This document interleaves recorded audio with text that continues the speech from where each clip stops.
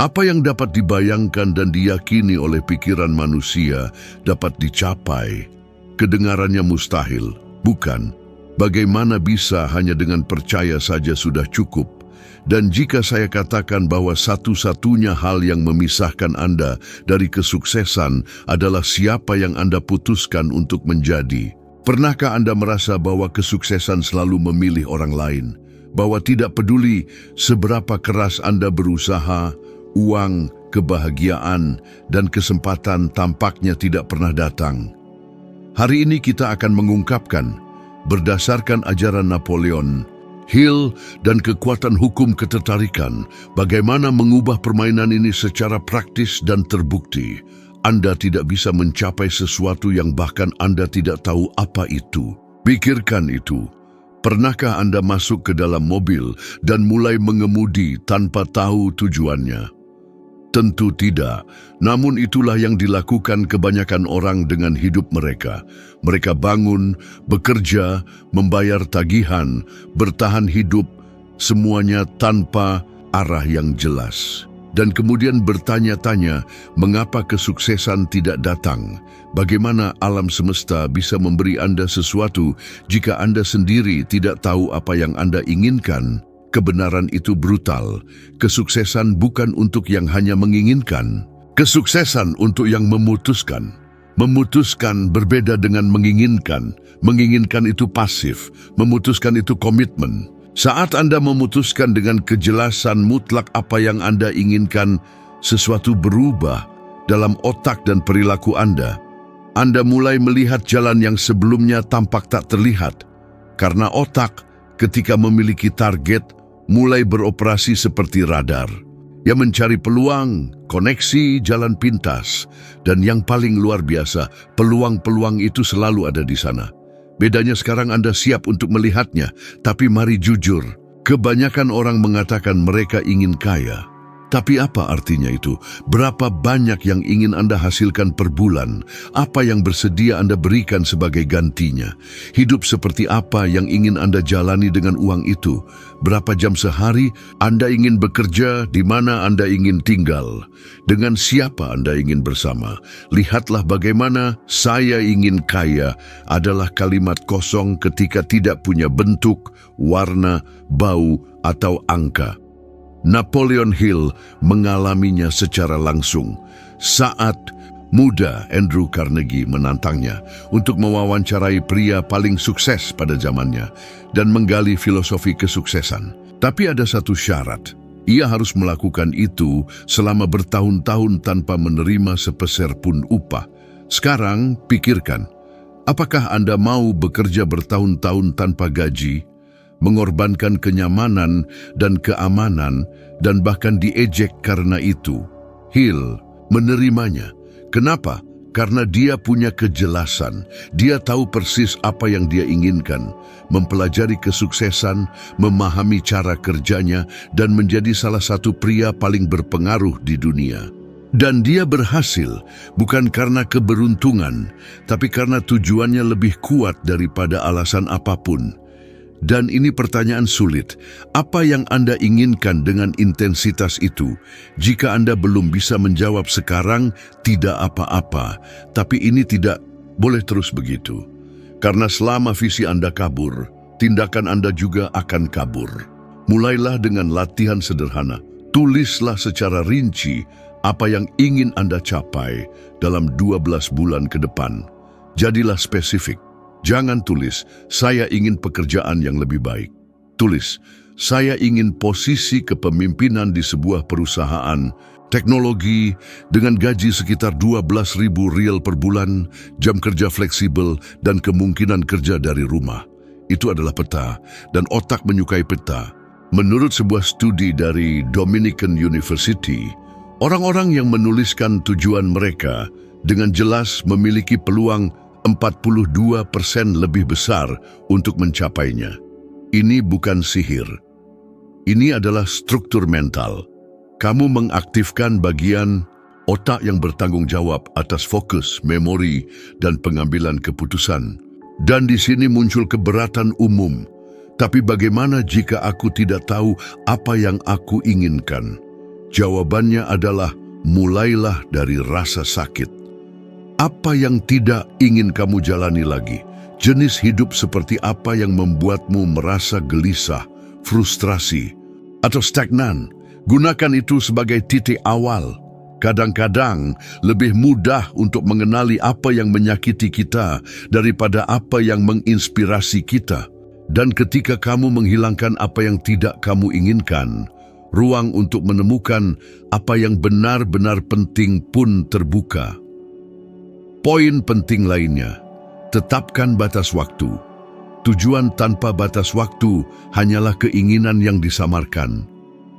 Aku ingin menulis sebuah buku tidak berarti apa-apa jika tidak ada tanggal penyelesaian. Namun, aku ingin menyelesaikan bukuku sebelum bulan Desember sudah merupakan sebuah komitmen, dan komitmen mengubah perilaku. Mungkin kamu berpikir, tapi aku takut berkomitmen. Bagaimana jika aku gagal? Biarkan aku memberitahumu sebuah kebenaran yang sulit. Kegagalan orang yang mencoba selalu lebih kecil daripada penyesalan orang yang tidak pernah mencoba. Kamu tidak akan selalu benar, tapi kejelasan tujuan adalah langkah pertama untuk menjadi seseorang yang membangun, bukan hanya bertahan hidup. Lihatlah sekelilingmu. Berapa banyak orang yang kamu kenal hidup dalam mode otomatis, yang sampai di akhir tahun dengan kelelahan, tapi tidak tahu persis apa yang telah mereka bangun. Itu tidak harus menjadi takdirmu. Kamu bisa menentukan apa yang ingin kamu jalani. Dan ketika kamu melakukannya dengan keyakinan, seluruh sistemmu, tubuh, pikiran, dan perilaku mulai bekerja mendukung visi itu. Jadi hari ini, sekarang juga, berhentilah sejenak. Ambil selembar kertas. Tuliskan tujuanmu dengan angka, batas, waktu, dan alasan emosional. Karena tidak cukup hanya tahu apa, kamu perlu memahami mengapa. Itulah yang akan membuatmu tetap teguh ketika lelah, ragu, dan membandingkan datang menghampiri. Dan itu pasti akan datang. Tapi ketika kamu memiliki kejelasan, kamu terus berjalan. Itulah dasar dari hukum tarik-menarik. Bukan sekadar menginginkan dan menunggu, melainkan menginginkan dengan jelas, bertindak dengan tujuan, dan bergerak setiap hari seperti seseorang yang sudah memutuskan. Alam semesta tidak merespon keraguan, ia merespon keputusan. Jika kamu sudah sampai di sini dan merasa bahwa ini dibuat untukmu, itu bukan kebetulan. Itu karena kamu siap. Sekarang hanya tersisa satu hal, memutuskan. Kamu tidak menarik apa yang kamu inginkan. Kamu menarik apa yang kamu yakini. Dan itu mungkin salah satu kebenaran tersulit untuk diterima. Karena hal itu menghilangkan kendali dari kebetulan dan mengembalikannya ke tanganmu. Pernahkah kamu memperhatikan bagaimana beberapa orang tampaknya melakukan segala hal dengan benar, namun tetap merusak peluang sukses mereka sendiri? Mereka bekerja keras, mengikuti kursus, mencoba berwirausaha, tapi sesuatu selalu salah di akhir. Apakah itu benar-benar nasib buruk? Atau mungkin jauh di dalam hati mereka, mereka percaya bahwa mereka tidak layak menang? Mungkin kamu tidak menyadarinya, tapi pikiranmu selalu mengirim sinyal dan alam semesta merespon sinyal itu dengan ketepatan matematis. Ketika kamu berulang kali mengatakan dalam hati bahwa kamu tidak cukup baik, kamu tidak beruntung, atau kamu lahir di keluarga yang salah, kamu sebenarnya memprogram hidupmu untuk mengonfirmasi kepercayaan itu. Itu seperti kamu memberi instruksi pada otakmu untuk mencari bukti kegagalanmu. Dan dia menemukannya. Napoleon Hill mengamati pola ini pada ratusan jutawan yang diwawancarainya. Kesuksesan mereka dimulai jauh sebelum uang datang. Itu dimulai dengan keyakinan yang tak tergoyahkan. Saya bisa, saya pantas, saya akan berhasil. Dan keyakinan itu begitu kuat sehingga membentuk keputusan mereka, sikap mereka, dan bahkan peluang yang muncul. Pikiran seperti termostat. Jika termostatmu disetel untuk kekurangan, tidak peduli berapa banyak peluang yang datang, kamu akan secara tidak sadar menolaknya atau menghancurkannya. Berapa kali kamu sudah berkata pada dirimu sendiri, "Ini terlalu bagus untuk menjadi kenyataan." Bagaimana jika aku katakan bahwa terlalu bagus itu adalah hal biasa bagi mereka yang sudah memprogram ulang dirinya untuk makmur? Hill mengalaminya sendiri. Selama bertahun-tahun menulis buku Think and Grow Rich, dia menghadapi tidak hanya kesulitan keuangan yang ekstrim, tetapi juga pertarungan batin yang hebat. Dia hampir menghancurkan naskahnya sendiri yang dikuasai oleh keraguan dan perasaan menjadi penipu. Tetapi pada saat itu, dia melakukan sesuatu yang kuat, memilih untuk percaya. Dan pilihan itulah yang mengubah segalanya. Karena percaya bukanlah perasaan pasif, itu adalah tindakan pemberontakan melawan keraguan. Kamu juga bisa melakukan hal yang sama. Tapi untuk itu, kamu harus mengenali keyakinan yang menyabotase dirimu. Apa kalimat yang kamu ulangi diam-diam pada dirimu sendiri? Aku tidak mampu, aku malas, aku tidak akan pernah keluar dari kehidupan ini. Buat inventarisasi mental. Dan sekarang ini praktik sederhana tapi kuat. Gantilah setiap kalimat itu dengan versi yang memberdayakan. Alih-alih, aku tidak akan pernah keluar dari hutang. Katakan, aku sedang belajar untuk makmur. Alih-alih, aku tidak cukup baik. Katakan, aku menjadi lebih baik setiap hari. Mungkin terdengar konyol, tapi tidak. Studi ilmu saraf menunjukkan bahwa afirmasi positif ketika diulang dengan niat mengaktifkan area otak yang bertanggung jawab atas tindakan dan fokus. Kamu benar-benar mulai bertindak seperti seseorang yang percaya. Tapi mungkin kamu berpikir, aku bisa mengatakan 1000 kali bahwa aku mampu, tapi aku tidak benar-benar merasakannya. Dan tidak apa-apa. Pada awalnya kamu memang tidak akan merasakannya. Karena kamu sedang mematahkan pola mental yang sudah berlangsung bertahun-tahun, terkadang puluhan tahun. Ini seperti mengubah arah sungai. Kamu akan menghadapi perlawanan. Tapi jika kamu bersikeras, jalur baru akan terbentuk. Dan ini fakta menarik. Menurut Asosiasi Psikologi Amerika, lebih dari 70% orang yang hidup di bawah garis kemiskinan memiliki citra diri negatif terhadap uang. Mereka mengaitkan kekayaan dengan rasa bersalah, egoisme, atau bahkan pengkhianatan terhadap nilai-nilai mereka. Ini bukan kebetulan, ini adalah pemrograman sosial. Dan kamu bisa keluar dari itu dengan mulai memilih secara sadar apa yang akan kamu percayai mulai hari ini. Kamu tidak perlu bukti untuk mulai percaya. Kamu perlu percaya untuk mulai menciptakan bukti. Setiap perubahan dimulai dari dalam. Gantilah bagaimana jika gagal dengan bagaimana jika berhasil. Katakan pada dirimu sendiri setiap hari, sukses tidak terelakkan bagiku. Bukan sebagai kalimat yang indah, tapi sebagai keputusan tegas. Sebuah deklarasi perang melawan kepercayaan lama yang menahanmu. Hari ini, kamu punya kesempatan untuk mengubahnya. Mulailah dari yang kecil. Afirmasi di pagi hari. Visualisasi sebelum tidur. Hati-hati dengan apa yang kamu tonton, dengar, dan baca, karena semua itu memberi makan pikiranmu. Kelilingi dirimu dengan suara-suara yang memperkuat kebesaranmu, bukan keterbatasanmu. Karena dunia luar hanya akan mulai percaya padamu pada hari kamu berhenti meragukan dirimu sendiri. Kamu tidak menarik apa yang kamu inginkan, kamu menarik apa yang kamu yakini. Jadi pertanyaannya adalah, apa yang kamu pilih untuk dipercayai sekarang? Pejamkan mata sejenak dan bayangkan kamu menjalani kehidupan yang kamu inginkan. Pekerjaan, impianmu, mobil, rumah, kebebasan, orang-orang yang tepat di sekitarmu. Bisakah kamu merasakannya? Bisakah kamu mendengar suasananya? Bisakah kamu melihat dirimu di tempat itu? Sekarang pertanyaannya adalah, berapa kali kamu melakukan ini dalam sehari? Karena kesuksesan yang kamu inginkan tidak dimulai saat itu terjadi. Kesuksesan dimulai ketika kamu mengajarkan pikiranmu untuk menerimanya sebagai kenyataan.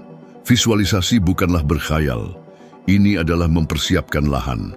Otakmu tidak membedakan antara apa yang dibayangkan dan apa yang dialami. Dan sains membuktikannya. Dalam sebuah penelitian yang dilakukan oleh Universitas Harvard, individu yang hanya membayangkan latihan piano selama berminggu-minggu mengaktifkan hampir area otak yang sama dengan mereka yang benar-benar berlatih secara fisik. Dan apa artinya itu? Bahwa pikiranmu sudah menciptakan koneksi, kebiasaan, respons, bahkan sensasi sebelum dunia luar merespons. Oleh karena itu, setiap hari kamu harus meluangkan waktu untuk terlebih dahulu merasakan kemenanganmu di dalam dirimu. Tidak cukup hanya menginginkan realitas baru, kamu harus mengalaminya secara mental dengan detail yang kaya. Rasakan setir mobil barumu, aroma rumah masa depanmu, perasaan saat melihat rekening bankmu dengan jumlah yang selalu kamu impikan. Semakin hidup gambaran itu, semakin besar kekuatannya. Dan ini bukan berlebihan, ini adalah neuroplastisitas. Kamu sedang membentuk otakmu untuk bertindak seolah-olah itu sudah nyata. Dan tebak apa yang terjadi saat kamu percaya sesuatu sudah menjadi milikmu. Kamu bertindak dengan percaya diri. Kamu berhenti bernegosiasi dengan keraguan. Tapi ini peringatan. Visualisasi tidak menggantikan tindakan. Visualisasi mempersiapkan. Visualisasi menginspirasi. Visualisasi mengarahkan. Tapi visualisasi tidak berjalan untukmu. Ini seperti melihat peta sebuah kota sebelum meninggalkan rumah. Peta itu membimbingmu, tapi kamu yang mengemudi. Jadi, setiap kali kamu selesai melakukan visualisasi, tanyakan pada dirimu, langkah apa yang bisa aku ambil sekarang dengan apa yang kumiliki? Lalu, ambil langkah itu. Mungkin kecil, mungkin terlihat tidak berarti, tapi gerakan itu yang mulai membangun jembatan antara pikiran dan realitasmu. Napoleon Hill membicarakan hal ini jauh sebelum sains membuktikannya. Dia mengatakan bahwa para pria paling sukses yang diwawancarainya, seperti Henry Ford, Edison, Graham Bell, semua menggunakan semacam visualisasi. Mereka melihat diri mereka sudah siap, mereka melihat diri mereka makmur, mereka melihat diri mereka berhasil, jauh sebelum orang lain melihat apapun dalam diri mereka. Dan Hill sendiri juga menggunakan praktik ini. Di masa-masa tergelap dalam hidupnya, ketika dia bangkrut, kehilangan harapan, dan tanpa arah, dia mengurung diri dalam kesunyian dan membayangkan secara detail dampak yang akan diberikan bukunya ke dunia. Dan bertahun-tahun kemudian, buku itu berpikir dan menjadi kaya, menyentuh jutaan kehidupan. Termasuk hidupku, mungkin hidupmu, dan banyak lainnya. Ini bukan kebetulan, namun melalui konstruksi mental. Sekarang mungkin Anda berpikir, bagaimana jika saya membayangkan semua ini dan tidak ada yang terjadi? Dan saya bertanya kepada Anda, apa yang Anda kehilangan jika mencoba?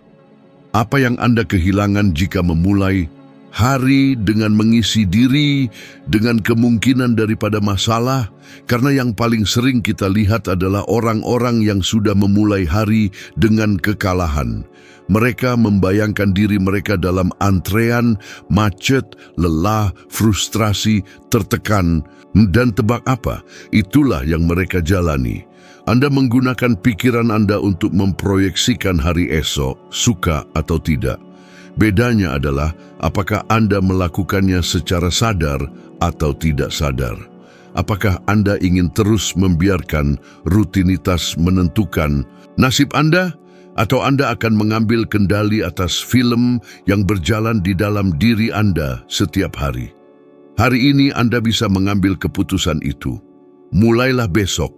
Bangun, tutup mata selama 5 menit, dan lihatlah diri Anda sendiri menang. Tapi, lihatlah dengan intensitas seolah-olah itu nyata. Setelah itu, lakukan sesuatu yang mendekatkan Anda pada skenario itu. Sebuah panggilan telepon, sebuah email, sebuah catatan, sebuah latihan, tindakan apapun yang menguatkan arah Anda, dan lakukan itu setiap hari. Jadikan praktik ini sebagai ritual, karena ketika pikiran Anda mulai percaya, tubuh Anda mulai merespon, dan alam semesta itu hanya mengikuti perintah. Apakah Anda ingin mengubah realitas Anda? Maka mulailah dengan menciptakan tempat yang aman untuk itu dalam imajinasi Anda. Karena jika Anda tidak bisa menjalani kesuksesan di dalam diri Anda tidak akan pernah siap untuk mengalaminya di luar sana. Hidup yang Anda inginkan berada pada frekuensi energi yang Anda pancarkan. Dan jika Anda belum memahaminya, mungkin itu sebabnya Anda selalu bertanya-tanya mengapa hal-hal tidak terjadi untuk Anda. Karena saat Anda bangun dan memikirkan apa yang kurang, apa yang salah, apa yang membuat Anda frustrasi, Anda memancarkan getaran kekurangan dan kekurangan mengenali tanda tangan Anda. Apakah Anda mengenal seseorang yang selalu mengeluh tentang segalanya? Yang selalu berbicara tentang apa yang tidak mereka miliki, apa yang dimiliki orang lain, betapa tidak adilnya hidup. Orang itu hidup dikelilingi masalah, bukan? Dan bahkan ketika sesuatu yang baik terjadi, itu segera menghilang. Itu bukan nasib, buruk, itu energi. Alam semesta tidak merespon kata-kata Anda, ia merespon getaran Anda. Dan disinilah salah satu prinsip hukum tarik-menarik yang paling diremehkan, tapi paling kuat masuk. Rasa syukur. Ketika Anda merasakan rasa syukur yang tulus, bukan sekadar kata-kata, tapi dari dalam hati, untuk hal-hal kecil seperti secangkir kopi hangat, seorang teman yang mendengarkan Anda, atap di atas kepala Anda sepenuhnya mengubah frekuensi emosional Anda. Anda keluar dari mode kekurangan dan masuk ke mode kelimpahan. Dan kelimpahan menarik, lebih banyak kelimpahan. Ini bukan teori, ini adalah ilmu saraf. Studi yang dilakukan oleh Universitas California menunjukkan bahwa orang-orang yang menjaga jurnal rasa syukur memiliki tingkat optimisme lebih tinggi, tidur lebih baik, mengalami lebih sedikit rasa sakit fisik, dan juga lebih produktif. Tahukah Anda apa artinya ini? Bahwa bersyukur bukan hanya sesuatu yang indah, tapi sesuatu yang strategis. Apakah Anda ingin hidup lebih baik, menghasilkan lebih banyak, memiliki lebih banyak fokus? Mulailah dengan bersyukur setiap hari. Tapi mungkin Anda berpikir, bagaimana saya bisa bersyukur saat semuanya salah? Dan saya mengerti, karena Napoleon Hill juga mengalami hal itu. Selama depresi besar, dia kehilangan hampir segalanya. Dia bangkrut, keluarganya hancur, dan dia sempat berpikir untuk menyerah pada misinya. Namun, sebagai gantinya, dia menulis surat untuk dirinya sendiri, di mana dia mencantumkan semua hal baik yang masih ada dalam hidupnya. Fakta bahwa dia masih hidup, pengetahuan yang telah dia kumpulkan, teman-teman setia, dan visi yang masih berdenyut di dalam dirinya. Dan itulah praktik rasa syukur yang membangkitkan energinya kembali dan membawanya menulis salah satu bagian terdalam dari warisannya. Rasa syukur membawanya keluar dari kegelapan. Apakah kamu bisa merasakan kekuatan itu? Karena saat kebanyakan orang tenggelam dalam keputusasaan ketika semuanya tampak runtuh, mereka yang benar-benar mengubah permainan adalah mereka yang bisa menemukan alasan sekecil apapun untuk terus percaya. Dan ini adalah hal penting. Rasa syukur bukanlah penerimaan pasrah, bukan menutup mata terhadap apa yang buruk, melainkan membuka mata terhadap apa yang masih berdiri tegak. Karena saat kamu fokus pada apa yang sudah berhasil, kamu memperkuat imanmu. Dan dengan iman, kamu bertindak. Dan dengan tindakan, semuanya berubah. Mulailah sekarang. Ambil selembar kertas atau buka catatan di ponselmu dan tuliskan 3 hal yang kamu syukuri hari ini. Bisa sederhana. Sebuah percakapan yang membuatmu merasa baik. Sebuah momen hening. Bahkan hadir di sini, mendengarkan ini, dengan kesadaran bahwa kamu menginginkan lebih dari hidup. Itu sudah merupakan alasan dan jadikan itu kebiasaan. Sebelum tidur, ingat 3 kemenangan dalam harimu. Sebelum bangun dari tempat tidur, pikirkan 3 hal baik yang kamu miliki. Dan kapanpun kamu merasakan marah, takut, atau frustrasi, berhentilah dan cari sesuatu apapun untuk disyukuri. Saat itulah frekuensimu berubah. Dan ketika frekuensimu berubah, realitasmu mulai melengkung untukmu. Karena alam semesta tidak merespons penderitaanmu, ia merespons getaranmu. Dan jika kamu bergetar dengan rasa syukur, kamu mulai menjadi magnet untuk semua hal yang sebelumnya tampak tak terjangkau. Rahasianya adalah memahami bahwa rasa syukur bukan hanya respons terhadap apa yang berhasil. Itu adalah pemicu agar segala sesuatu mulai berhasil. Kamu tidak menunggu hidup menjadi sempurna untuk bersyukur. Kamu bersyukur dan kemudian hidup mulai selaras dengan itu. Karena cara kamu memandang dunia sepenuhnya mengubah cara dunia meresponsmu. Jadi sebelum mengeluh tentang apa yang kurang, cobalah bersyukur untuk apa yang sudah ada. Karena mungkin, hanya mungkin, alam semesta sedang menunggu kamu mengakui apa yang kamu miliki sebelum memberimu apa yang sangat kamu inginkan. Alam semesta tidak merespons keinginanmu, ia merespons frekuensimu. Dan frekuensimu ditentukan setiap hari oleh pikiran, emosi, dan terutama keputusanmu. Ketika kamu menentukan dengan jelas apa yang kamu inginkan, percaya dengan keyakinan bahwa kamu pantas mendapatkannya, dan bertindak seolah-olah kamu sudah dalam perjalanan, dunia mulai meresponsmu dengan cara yang sangat berbeda. Sekarang, jika ini masuk akal bagimu, jika sesuatu di dalam dirimu bergeser, jangan berhenti di sini. Video berikut yang muncul di layar adalah langkah selanjutnya dalam evolusimu. Di dalamnya, kamu akan memperdalam pola pikirmu lebih jauh dan belajar bagaimana menjadi 1% lebih baik dari dirimu sekarang. Dan percayalah, 1% setiap hari mengubah segalanya. Terima kasih banyak telah berada di sini bersamaku. Aku menantimu di video berikutnya. Mari kita lanjutkan perjalanan ini bersama-sama.